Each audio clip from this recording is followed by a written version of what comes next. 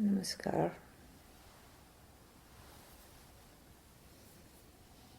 It seems that there is interest today to speak about the current situation in the world.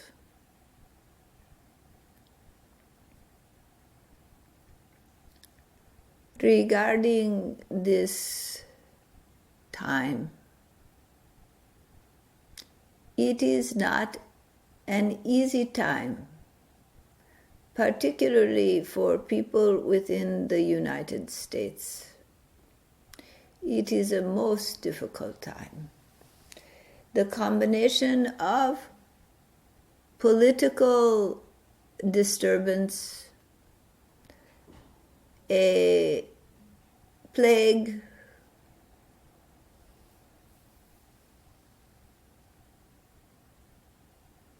and natural disasters leads to a most difficult situation.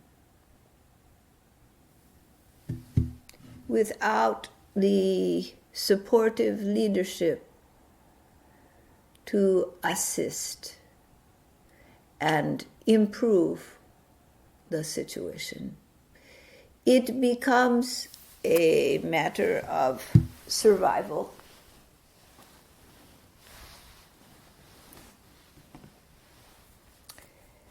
And people make their own choices. It is due to the lack of a consistent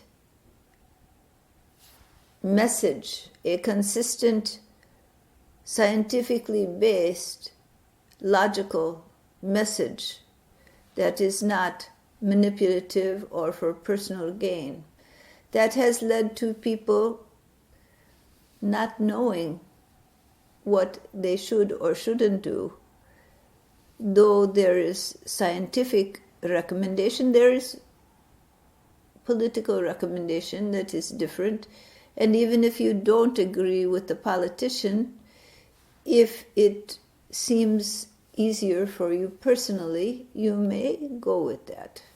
And so people have it has come down to a general acceptance of I make my own decisions, each person making their own decision of how to relate and what to do, rather than there being an overall recommendation that everyone follows.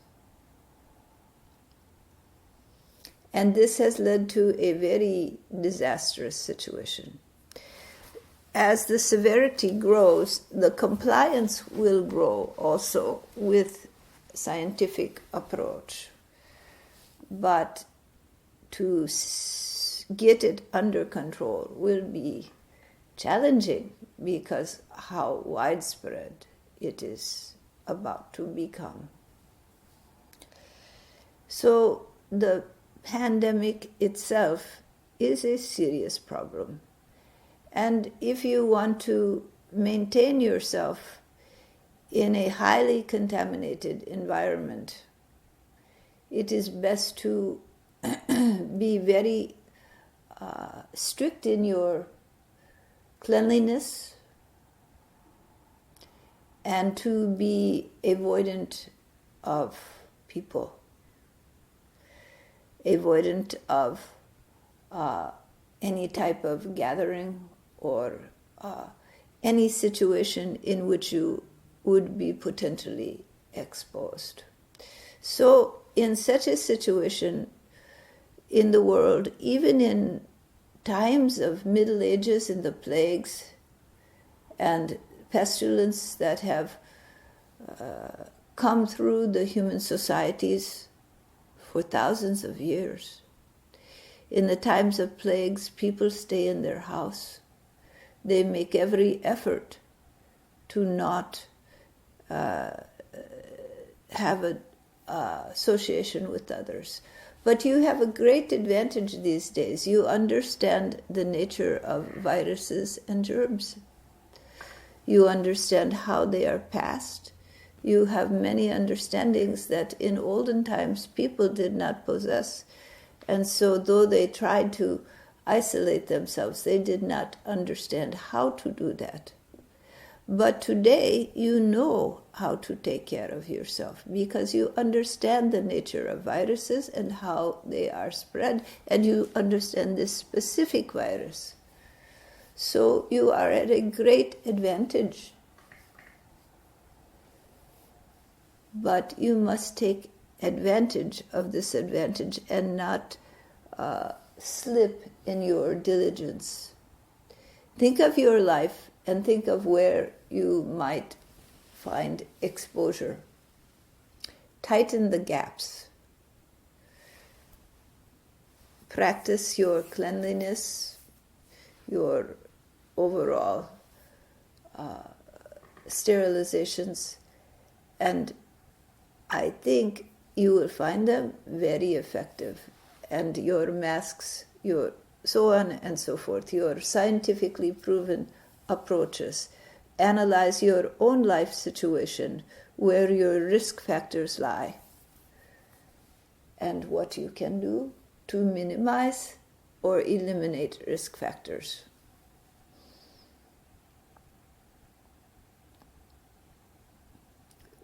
You have great advantage. The information you need is at hand for you. You just need to use it. Unlike people in olden times during the Black Plague and other such calamities, they tried to do the same thing, but without the understandings, the scientific understandings, they were at a great disadvantage, and it was much harder to know what to do and what not to do. But you have this information. The question is, do you apply it? Analyze your life, all circumstance, see where your risks are. All right, that is my suggestion. And the risks will grow more for a time, until there is a consensus to control this virus. But in the current political milieu, that is difficult.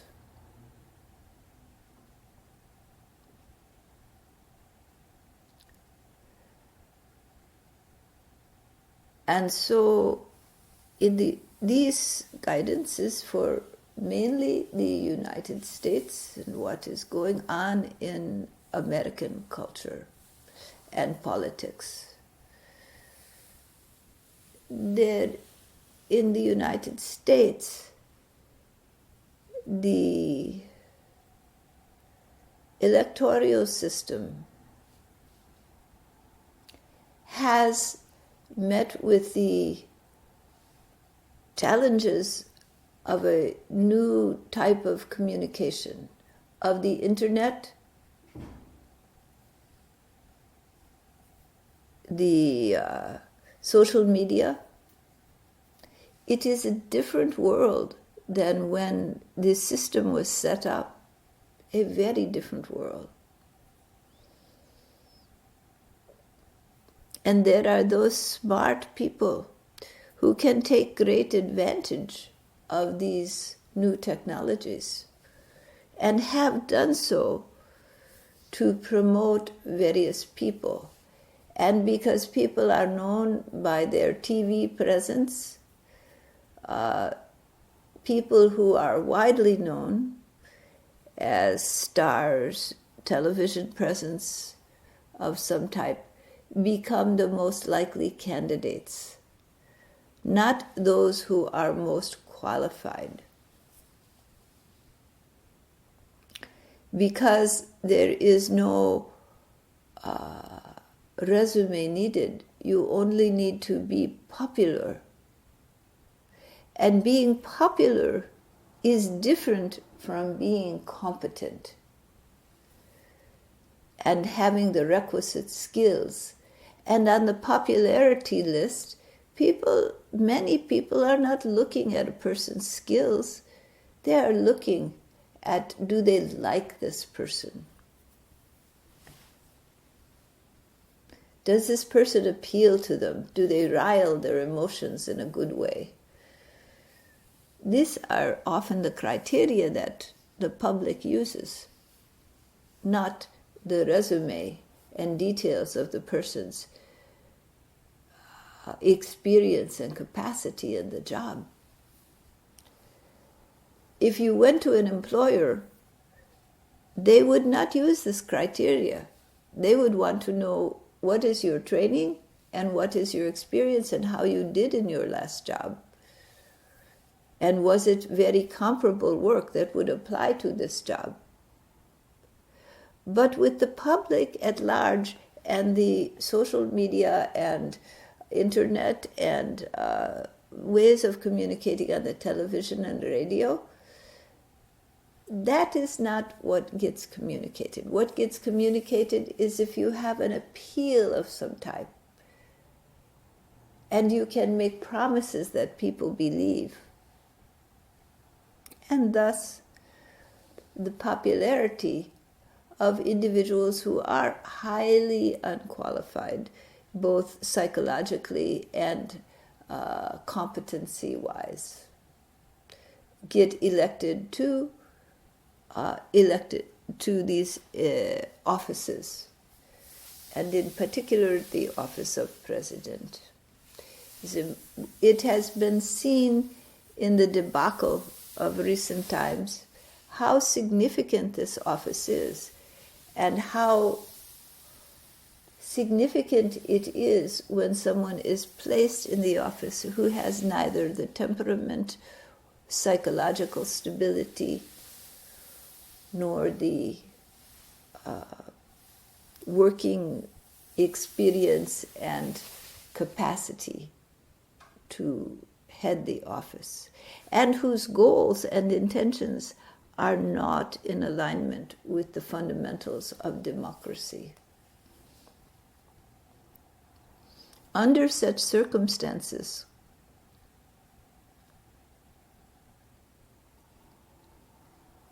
great deterioration has come to the country. Sycophants who are unqualified for the positions, their only qualification being loyalty to the president, number one qualification, run the government.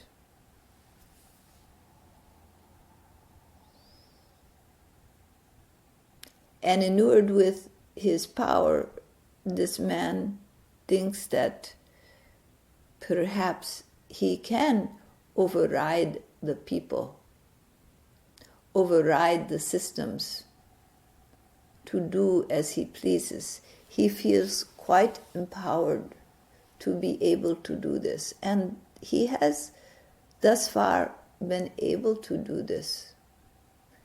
And the system has not had the fail-safes needed to stop such a man, such a takeover of the government by those who do not have the interest of the people in their hearts. And what is the result? People are dying. People are falling ill. There is a serious problem. And there is unrest, civil disobedience, and naturally the need for police. In the mind of such a man, it is a perfect opportunity.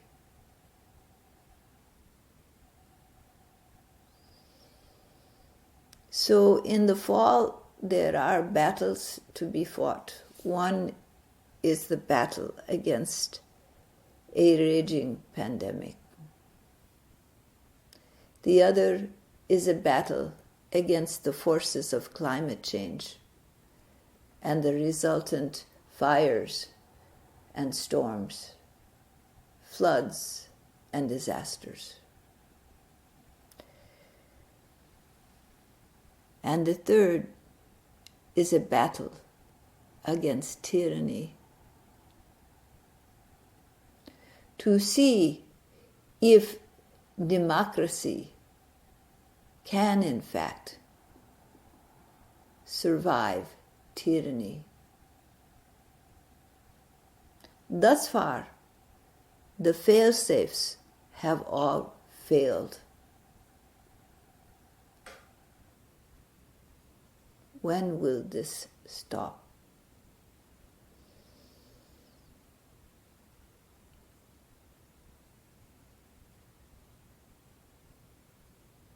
You are about to be tested.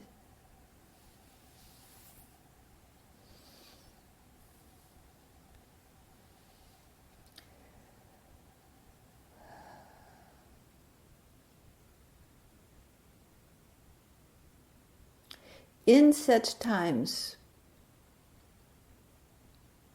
keeping one's health becomes foremost. Do not take it lightly.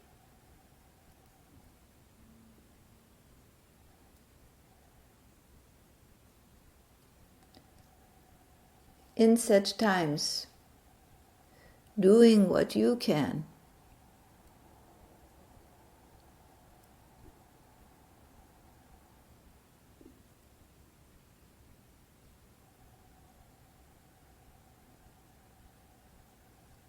to assist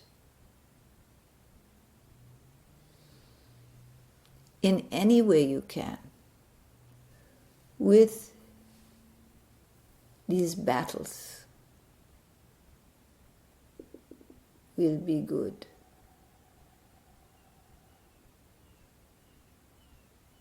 This girl is asking me, will there be war?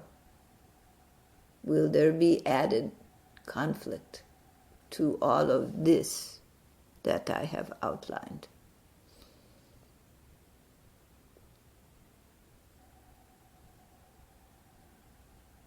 I cannot say.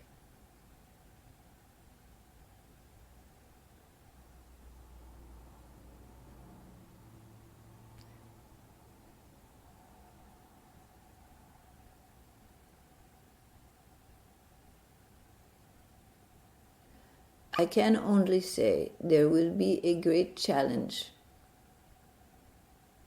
to democracy and the well-being of this country.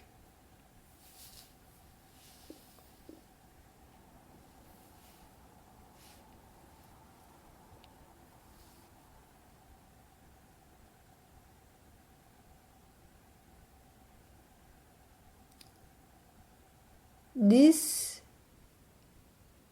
is the dawn of a new era, a new time in the human society. And when the sun shines brighter, the long shadows become dark. But as the sun grows, the shadows diminish.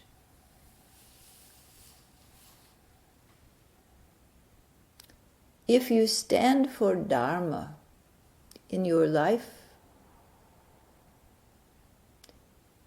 and you look for those opportunities where you can do something, even no matter how small,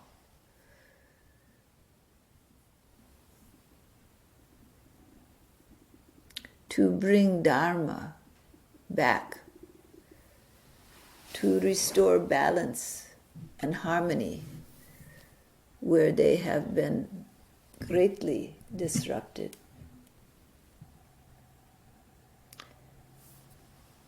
First, by finding the balance of Dharma within yourself, in your connection to divine source. Then bringing that love, that divinity, that truth, that care, that passionate love for all living beings into your life.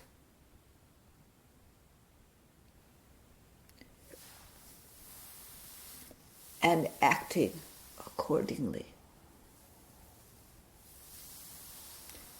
Ask yourself, 2 questions. Analyzing your life, how to maintain your health. And secondly, analyzing your life, how to fight for Dharma. What are the opportunities you have? If you do these 2 things,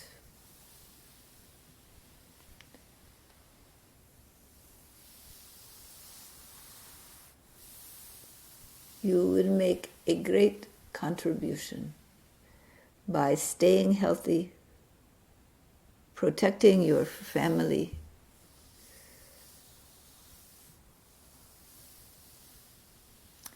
and making a difference. It doesn't matter how big, it is what you can do. Even the smallest act, sign a petition, anything.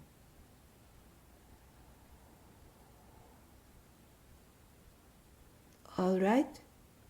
Are there any questions? Is this what's happening on the streets of big cities with this unidentifiable police forces doing random arresting people? Is this, are you saying the state police or the federal police? This federal police. Yes. Is this some kind of precursor to Kshatriyan society? No. No. A Kshatriyan society, a good Kshatriyan society, you must remember the value of, these are based in the values of Vaishyan, gone awry. This is the end, this is a manifestation of the end of the Vaishyan era, the capitalist, the merchant psychology gone awry. Mm-hmm. From a healthy psychology to a mentally deranged psychology, because it does not benefit the welfare of the living beings. It benefits the welfare of the narcissistic ones who want to accumulate beyond their needs and accumulate not only money but power. This is not the psychology of a Kshatriyan. Kshatriyans are nobility, honor, and the common good are the values of the Kshatriyans. My question is, that's completely right, Bhava, is that this what is instigated will maybe create this real Kshatriyan opposing force eventually, if next months to come, that will counteract this wrong application of federal.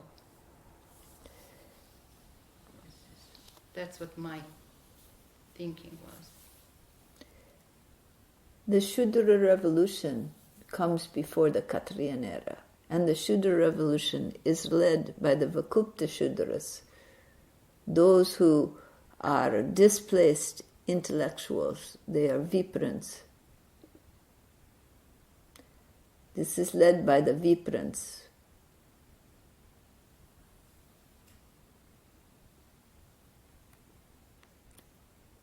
The Kshatriyans follow them. They are emerging.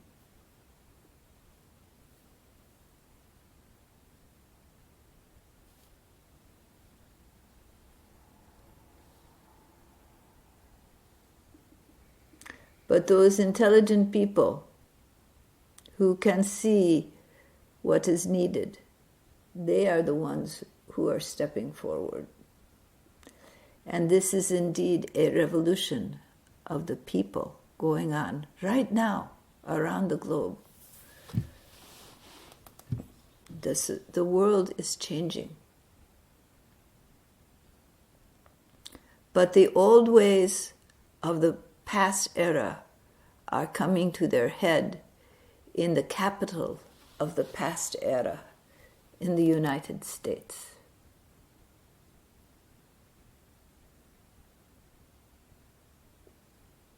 It is a revolution of the people, led by those displaced intellectuals, the Vakupta Shudras.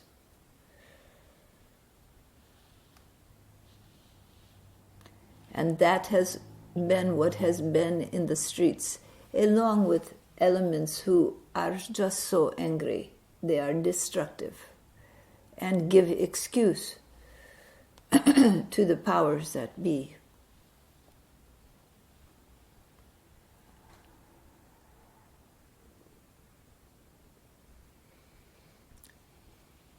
So desperate, those powers attempt desperate measures to stay in power. All right? Are there any other questions?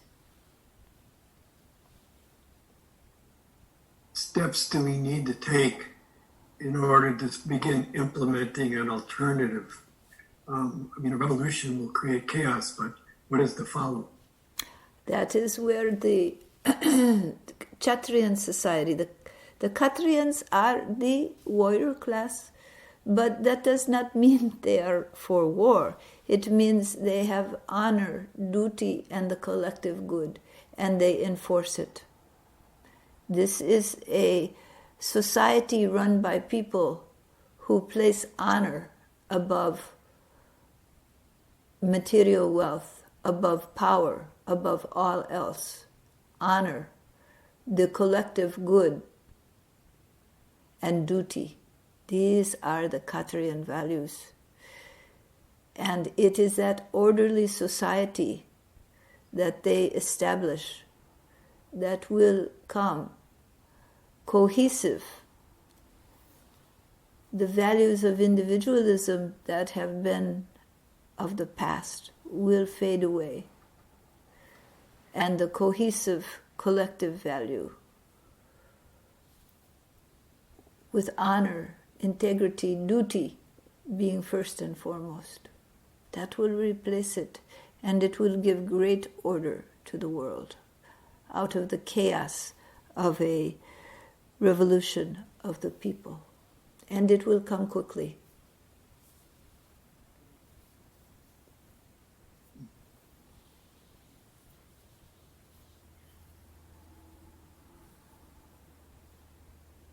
Very quickly.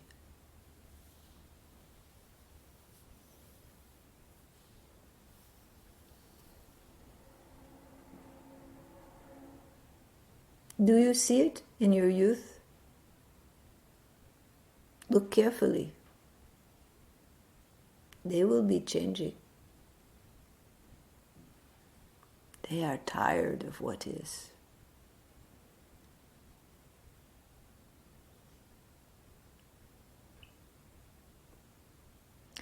You are older. Look to the young to see your future. All right?